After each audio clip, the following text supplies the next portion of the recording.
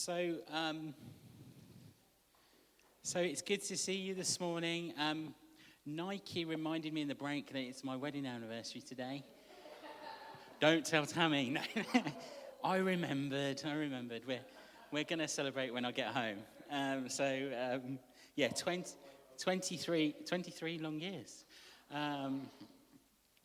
We still like each other. You'll be pleased to know. We only got married in December because we got engaged in the summer, and we're Christians, so we had a short engagement. So thank you for remembering Nike. There's a couple of things to remind you about as we step into the next couple of weeks.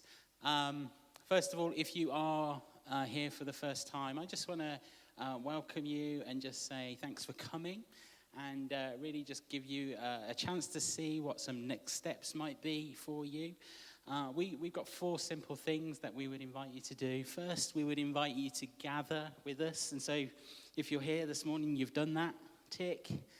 The second thing that we would invite you to do is to find a way to serve alongside us. I'm going to be talking a little bit about that this morning. Number 3 would be to give. We sadly don't have like an endless pot of money at the end of a rainbow. And so one of the ways that we function as a church really is with those who call this church their home, generously giving. And most people do that via their bank each month. And so if you would like to explore that, do come and chat to me. Or visit our website, that would be great. And then lastly, if by joining us and if you feel like the Lord has called you to be part of what's emerging here, and if that means that you would be missing from another local church, we just encourage you to get that church to bless you in your transition. We just really want to work towards unity across the body of Christ in the city, and also it's a little bit embarrassing when I hang out with pastors. I know, only joking, we just want to be a blessing, and we want to get as much blessing as we possibly can. So we would encourage you to do that. If you've got any questions about some of those next steps, then do come and chat to me. We would also love to connect with you in some way. You've got some cards like this on the back table. You can fill in your information there, and we promise we won't spam you or anything like that. But what we would love to do is have coffee and get to meet you a little bit more personally. So, fill one of those in today, and we'll make sure we can get connected. Okay, there's a couple of things I just want to let you know about. Next Sunday, obviously, because we're not a real church yet, we're not doing a carol service. But we discovered the Parks Trust are doing a carol service at the Tree Cathedral next Sunday, and so we would love to gate crash that. So if you would like to join us. I think they're meeting at the Peace Pagoda car park at 3:30, and there's a procession down to the Tree Cathedral. There's going to be carols and festive drinks and all sorts of things like that. As I say, this isn't our event, so don't get any ideas, but we're kind of gate crashing that event. And then on the 18th, we're going to be hosting brunch at our house as one kind of final charade. And maybe we'll play some games, and maybe we'll just hang out. But we would love to invite you to that as well. So there are just a couple of things that are coming up over the next couple of weeks. Okay, so as we've kind of met here over the last couple of months, we've really just been unpacking a little bit of the kind of the vision that we think God has given us for a new church starting in this city. As we've said previously, our vision is this: to practice the way of Jesus together for the renewal of the city. And kind of to help us understand what that means, we've been using 3 verbs, or at least I think they're verbs. I don't know. I'm going to say they're 3 verbs. Okay, someone could correct me if I'm wrong. But 3 simple commitments, if you like, 3 priorities, 3 things that we don't just hopefully talk about, but that we do. And 3 things that kind of capture what it means to practice the way of Jesus together for the renewal of the city. Those 3 words are formation, community, and mission. And so this morning, I want to do a couple of things. Firstly, I want to kind of root that thinking in the kind of the narrative of the scriptures. And I would say from the outset that, you know, what we're saying when we talk about formation, community, mission, it's not that new. It's not that new an idea. Tammy says I've never had an original thought in my life. But that maybe some of the words that we use are different. But actually, we're not really saying anything new. We're not suggesting anything new. But then I also want to make some space this morning just to share about how things might look in the new year and how we might begin to express those things together. And then to finish up, it's a small enough crowd of us this morning. To finish up, I would love for us just to turn in groups of 3s and 4s and to just spend the closing of our time just praying for the year ahead as we think about and look to the things that we believe the Lord wants to do. So if you've got a Bible, we're going to be in Acts chapter 2. And verse 42.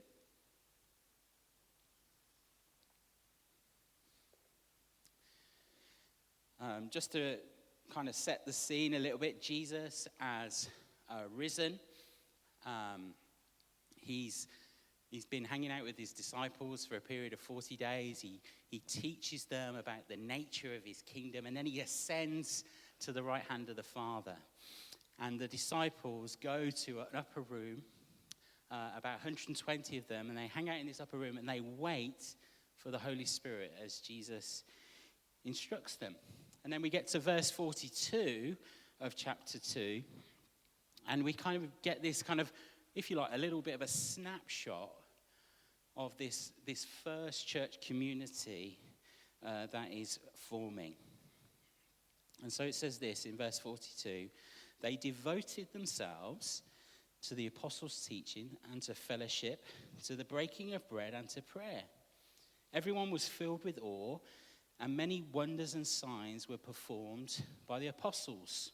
All the believers were together and had everything in common. They sold property and possessions and gave to anyone who had need. Every day they continued to meet together in the temple courts. They broke bread in their homes and ate together with glad and sincere hearts, praising God and enjoying the favor of all the people. And the Lord added to their number daily those who were being saved. Now, as we explore this passage and passages like this, I think there's one important thing to consider, and it's this. I'm not sure we're meant to treat this passage like some kind of blueprint for the church.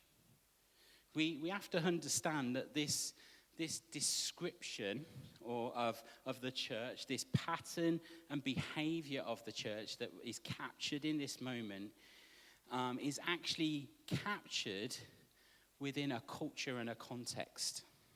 These first believers are Jewish believers who have decided to step into the way of Jesus. And so they do that in the confines of their Jewish tradition. And so I want to suggest that some of the rhythms and patterns are kind of really rooted in a cultural moment and against the backdrop of history that is unique to those people at that time. And so I'm not convinced it should be the goal of a 21st century church to become like a first century church. I'm not sure that that's the goal. I think sometimes, and maybe those of us who've been around a little while will know sometimes that can become problematic, can't it? But what we can do with a passage like this is we can pick out some kind of universal principles that in many ways, as I said, have shaped the church for the last 2,000 years. And in doing that, it really becomes our task then, as the church, in our own culture, in our own context, to figure out what those principles look like against the backdrop of our own moment in history, in our own day and time. So as we quickly walk through these 5 verses, I want to show us that actually these 3 verbs, have we decided, are they verbs? Are they nouns? Nouns, verbs. These 3 nouns, we'll edit the podcast. These 3 nouns that we've been banding around, formation, community, mission, have really been a signature part of the church for 2 millennia. It's been part of the fabric of what it means to be Jesus' church.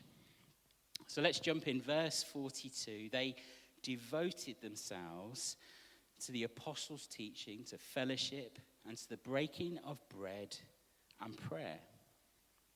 So what we see is these first followers of Jesus who have committed themselves to what I would call our formational habits.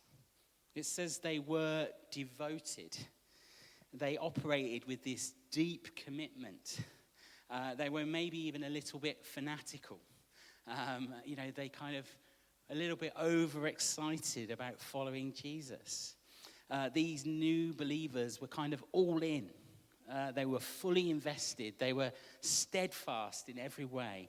That word devoted is an imperfect tense. It means it's an ongoing activity, over and over again, occurring over and over again. Some translations, and maybe you've got one, it would say they continually devoted themselves.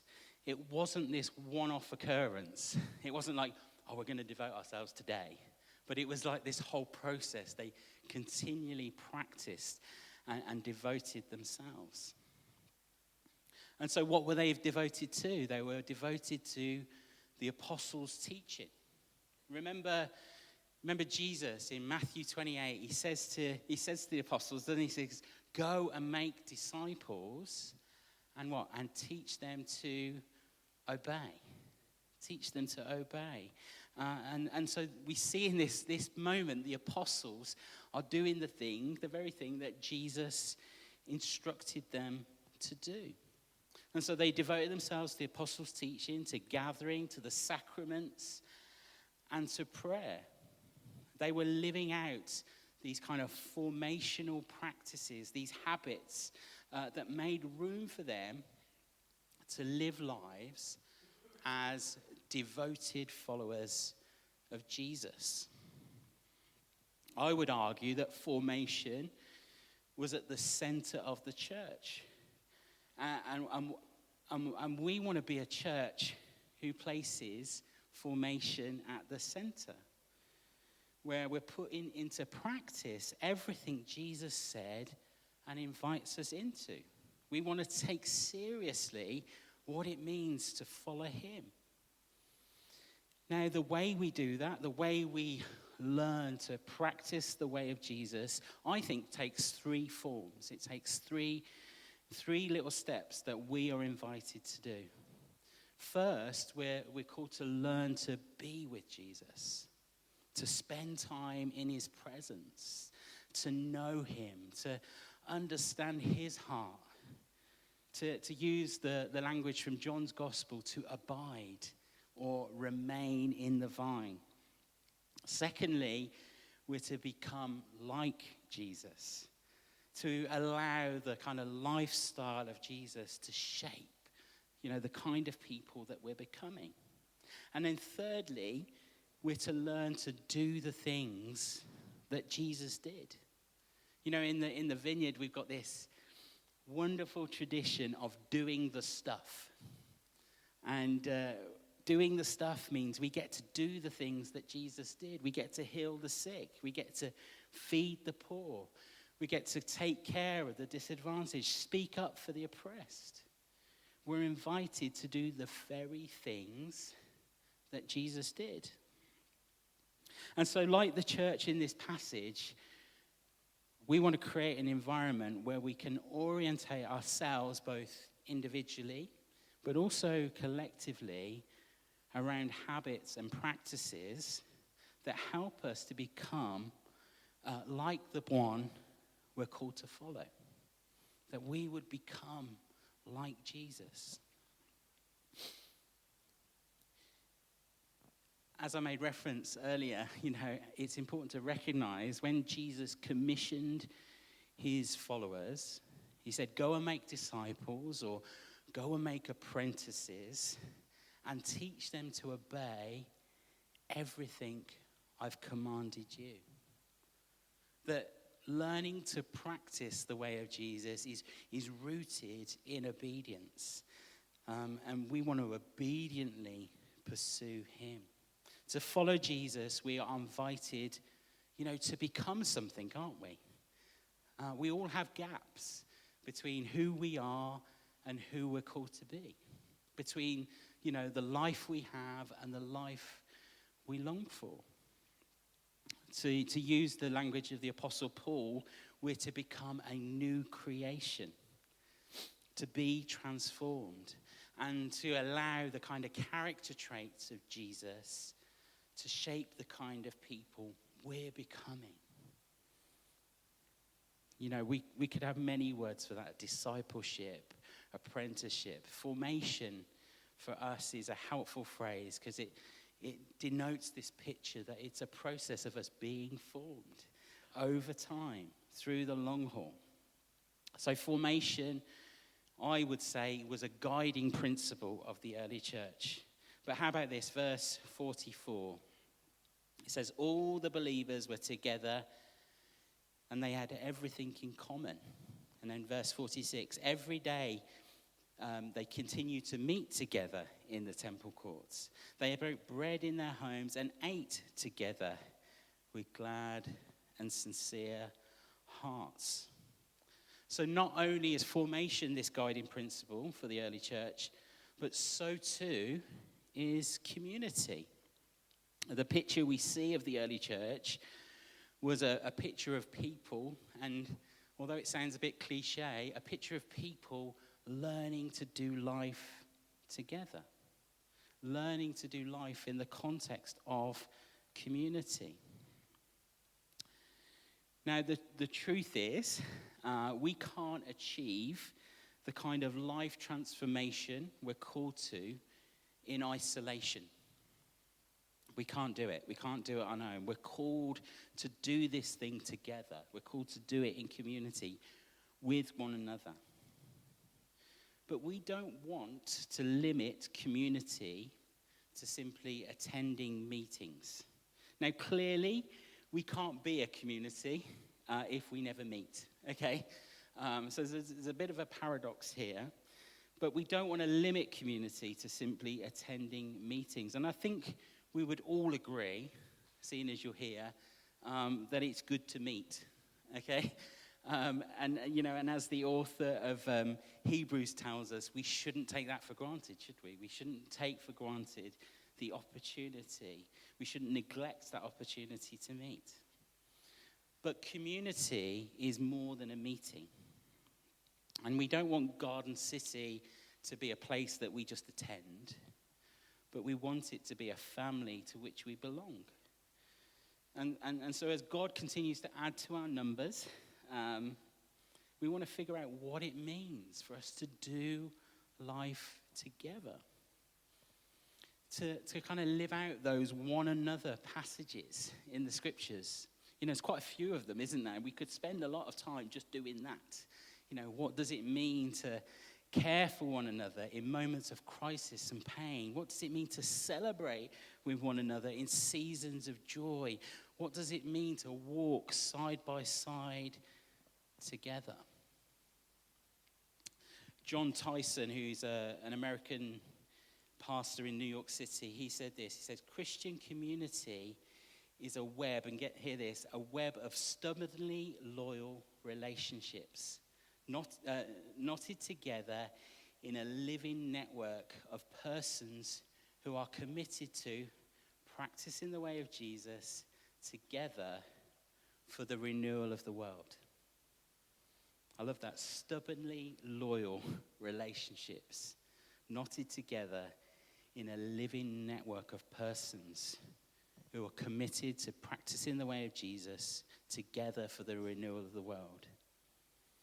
You see, our formation, who we are becoming, and our community, the life that we live with one another, isn't an end in itself. But actually, we live lives of formation in the context of community for the sake of others, for the sake of mission.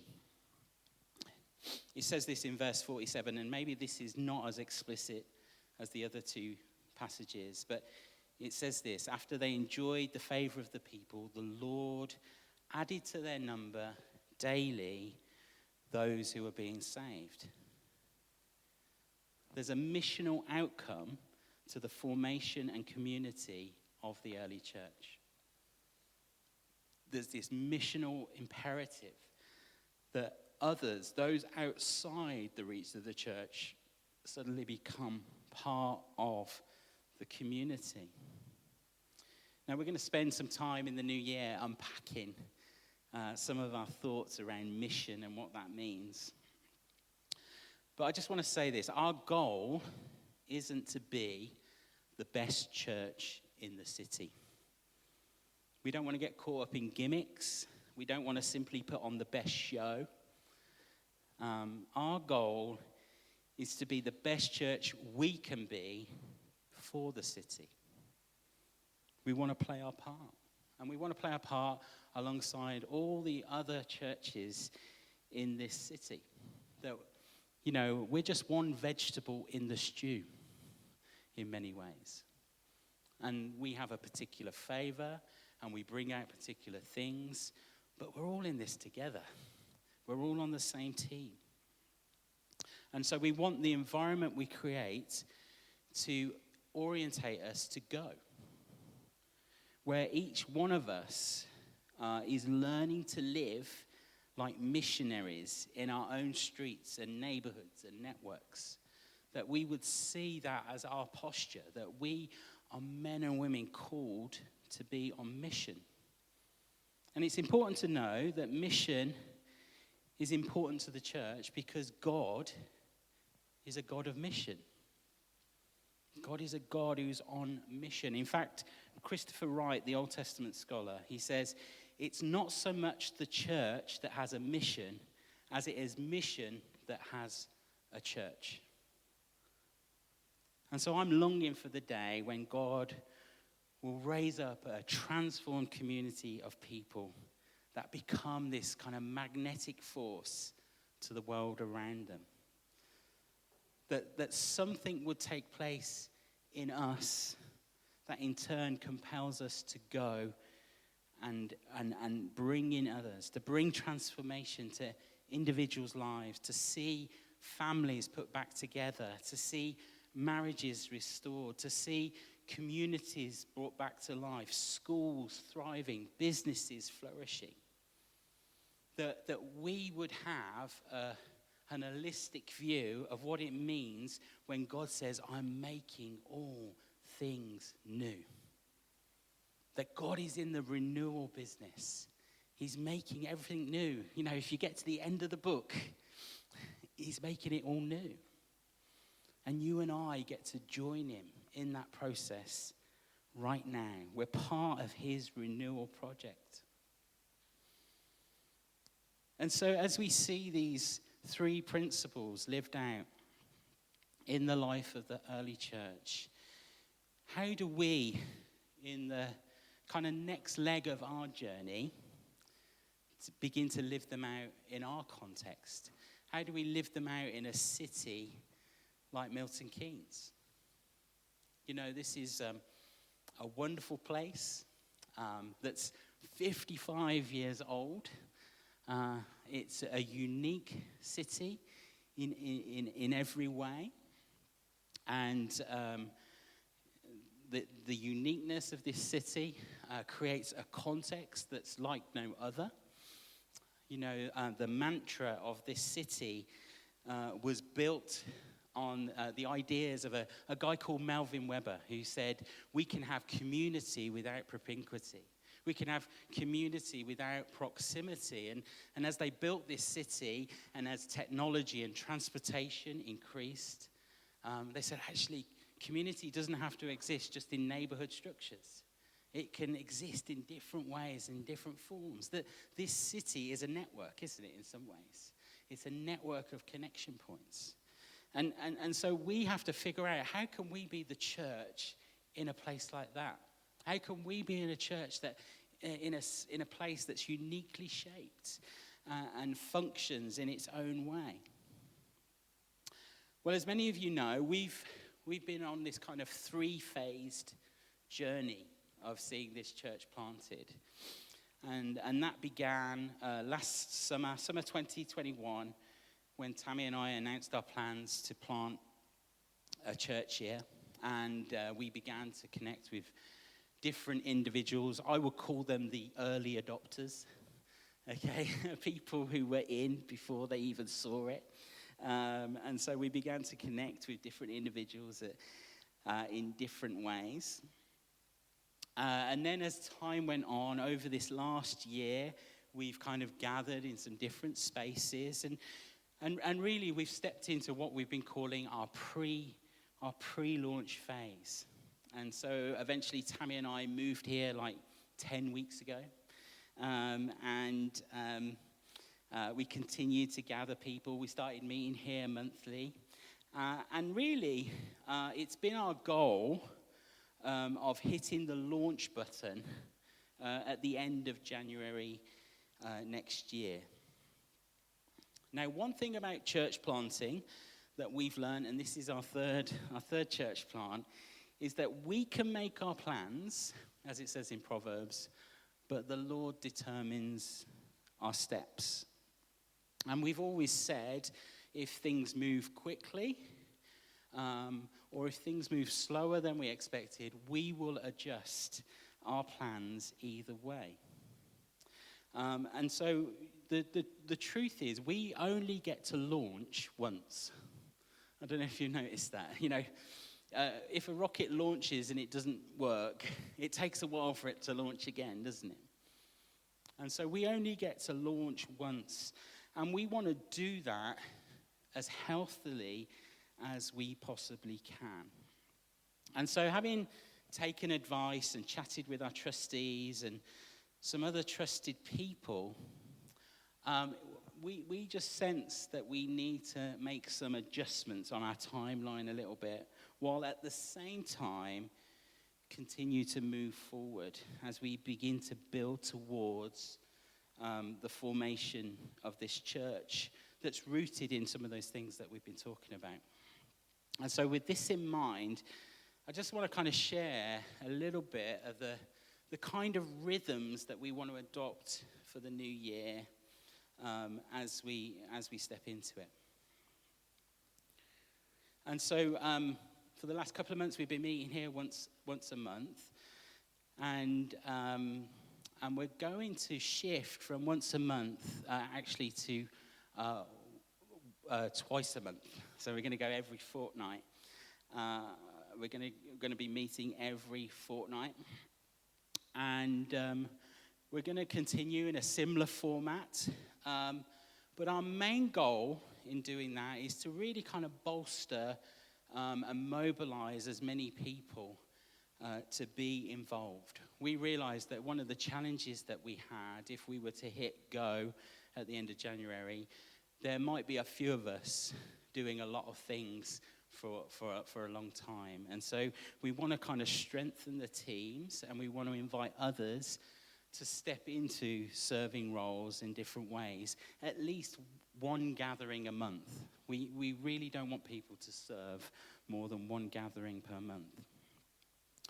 Also, as some of you know, we can't continue to use this space after the new year. And so for the last number of weeks, we have been searching for alternatives. And predominantly, we've been looking at the kind of west side of the city. And it's not because we've had some kind of, particular word or anything like that. But the only time God has spoken, it has been around the west side of the city. And we've always said, that's where we'll start looking. Sadly, after speaking to probably 20 plus different venues, every door that we have pushed has closed. And so if you were at our house last Sunday, I was feeling slightly depressed. And so over this last week, we took a view to perhaps begin to look further afield. And so I'm pleased to say that we did that and we found somewhere. We found somewhere quite quickly. And so from the 8th of January next year, our new Sunday home is going to be Kents Hill Park School, which looks a little bit like that. And it's on the southeast side of the city, so not the west. But it's a pretty amazing facility. There's a lot of space for us to fill. It will actually hold up to 120 adults, and so we've got to figure out how to not rattle for a little while. Then once we start kids ministry, we can hire classrooms. And most importantly, the school were really keen to have us. It's not that expensive. It's about £30 an hour. Just to kind of put it in perspective, we used to hire a school in Northampton for £110 an hour. And so it's fairly cost efficient. There's a lock and store warehouse just the other side of the dual carriageway, so all our kit can be stored there as well. And so on Friday, after chatting with the trustees, we committed to booking the school for every other Sunday up to April. And so our hope is that by that time, we will be potentially ready to hit that launch button. So yeah, that's the first thing from the 8th of January, and then every other week on. The second thing that we want to do in the new year is we want to launch our small groups, what we're going to call city groups. And for the coming term, we're going to encourage those groups to meet on the alternate Sundays that we're not meeting in the school. We'd love to launch at least 2 groups like this in the new year, and we'd love them to take place around the table. One of the things that we've been doing over this term has been meeting in our home and just sharing breakfast together. We would love the groups to do something like that. It doesn't have to be breakfast. It could be lunch. It could be an evening meal. It could be brunch. It could be anything. But we would love the groups to gather around the table. And from there, we want each group to figure out their own rhythms when it comes to formation, community, and mission. We want each group to figure out what that might look like. And to help us do that, we're going to do a couple of different things. So once a term, so 3 times a year, we're going to encourage groups to break down into some smaller units of maybe 3, 4, 5, 6 people, where over 4 sessions, and they can decide when that happens, we're going to engage with some material that's being published by an organization that we're partnering with called Practicing the Way. think the website is practicingtheway.org. And they're producing, it's not complete yet, some video-based content, a bit like the Alpha course, where there's a video presentation and then some discussion and then an opportunity to put into practice what we're learning. And what they're doing is they're building a library of 9 spiritual practices based on the lifestyle of Jesus to equip the church to practice the way of Jesus together, where we're learning to do those things I said: be with Jesus, become like Jesus, and do the things that Jesus did. And so those leading the city groups will get all the information for how that happens and how they can help the groups split up into smaller units and work out how those smaller groups within the group might work. We also want to encourage groups to be together outside of a meeting. You remember I said community is more than a meeting. So what does it look like for your city group to go to the pub every other Wednesday night, or go for a walk somewhere, or whatever it might be? What does it look like for your community to meet together outside of meetings? And then finally, we would love each group to figure out how to engage in mission together. And that could start really simply. That could start by groups just saying, we're going to pray for our neighborhood, and we're going to walk around our neighborhood, one Tuesday a month, and we're going to pray and see what the Lord wants to do. It could be that you partner as a group with an existing organization in the city, and we've started to compile a list of organizations on our website that you could do that with. Or a group could be like an incubator, where that group is made up of people who each have a kind of mission in their individual lives. And it could be that group then becomes a seed to see other groups started around that kind of mission that individual's doing. And so as we move forward with our groups, we've got 2 clear goals. First, we want to keep gathering as many people as we can. We want to continue to meet people. Tammy and I are meeting people all the time and connecting with them, but we want to keep doing that. We want to strengthen our teams to make sure what we do can function and happen. And we want to build healthy kind of habits into the life of the church so that, those things, that idea of formation, community, and mission could be sown into our DNA. The thing I realize is we'll never have a moment like this again. Yeah? We'll never have a moment where we can work with a number of people in such a way that we get to really kind of build the DNA of the church together. And so the truth is, as we grow in number, that becomes harder and harder and harder. So we need to get that right first, don't we? We need to understand what it means for us to be a church in the city. So I'm conscious that is lots of information thrown at you all at once.